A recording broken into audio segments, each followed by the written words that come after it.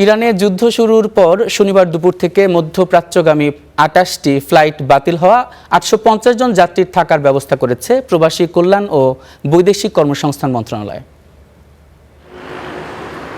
ইরানে যুক্তরাষ্ট্র ও ইসরায়েলের পাল্টাপাল্টি হামলায় বন্ধ মধ্যপ্রাচ্যের বেশিরভাগ দেশের আকাশসীমা। এতে হাজারো যাত্রী আটকা পড়েছে ঢাকার হযরত শাহজালাল আন্তর্জাতিক বিমানবন্দরে।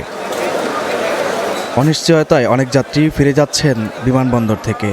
অনেকেই উদ্বেগ উৎকণ্ঠায় বিমানবন্দরেই রাত কাটিয়েছেন। প্রবাসী কল্যাণ ডেস্ক ক্যান্ডে গেছিলাম যে প্রবাসী লাউঞ্জে এই জায়গায় থাকা যাবে কিনা, তখন ওরা বলছে যে ওই জায়গায় ফুল আছে আর লোক যাবে না। তো আমি বললাম যে আমার বাড়ি ভোলা, আমি কিভাবে কোথায় যাব, এবং ভোলার বাহিরে ঢাকার বাহিরে যারা আছে তারা কিভাবে যাবে, বলতে যে যার যার মতো ব্যবস্থা করে নেবে। এই ফ্লাইট যে মিস হবে এটা আমরা জানি না। 12টার দিকে আমরা শুনতেছি আমার ফ্লাইট মিস হয়ে গেছে।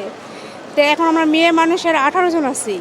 এখন কই যাব, কিভাবে কি করব সেটা তো আমাদের কিছু বলে নাই। কি কবে আবার ফ্লাইট হবে সেটা আমরা জানি না। কর্মস্থলে ফিরে যেতে না পেরে দুশ্চিন্তাও ভর করেছে অনেকের মাঝে। চাকরি হারানোর শঙ্কায় তারা। আমাদের অনেকে ছুটি আছে 2 দিন 3 দিন, যদি ছুটির ম্যাচটা শেষ হয়ে যায় তো অনেক বিপদে পড়ে যাব। আমাদের প্রবাসী বাইরে অনেক বিপদে পড়বে। এখানে নিউজ দিচ্ছে বন্ধ, কিন্তু হটলাইন নাম্বার দিচ্ছে 2টা, সেই নাম্বারে যোগাযোগ করছি কিন্তু তাদের কোনো খবর নেই, কেউ টেলিফোন ধরে না। এখন আমরা ক্ষতিগ্রস্ত, এখন কী করব, টেনশন আছে কোথায় যাব। এই পর্যন্ত বাতিল হওয়া 28টি ফ্লাইটের 850 জন যাত্রী থাকার ব্যবস্থা করা হয়েছে উল্লেখ করে প্রবাসীদের নিরাপত্তার ব্যবস্থা করা হবে বলে জানান প্রবাসী কল্যাণ ও বৈদেশিক কর্মসংস্থান মন্ত্রী আশরাফুল হক চৌধুরী।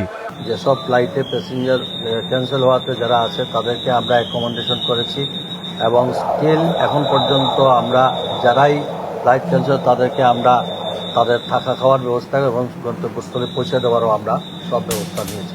যোগাযোগ অব্যাহত আছে। আমাদের মিশনগুলোকেও বলে দেওয়া হয়েছে, আমাদের রাষ্ট্রদূতগুলোকেও বলে দেওয়া হয়েছে, ওইখানে যদি কেউ প্রবাসে কেউ অ্যাফেক্টেড যাতে তারে সেফ জায়গায় নিয়ে আসা। হঠাৎ তৈরি হওয়া এমন পরিস্থিতি কবে স্বাভাবিক হবে তার উত্তর নেই কারো কাছে। নাজমুল হক, স্টার নিউজ।